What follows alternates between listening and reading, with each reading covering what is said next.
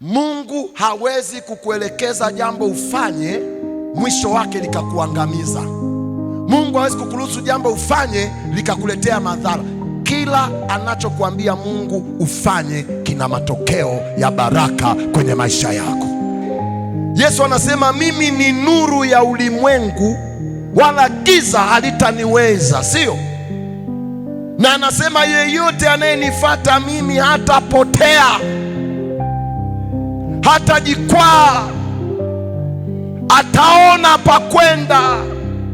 Yesu ndio njia.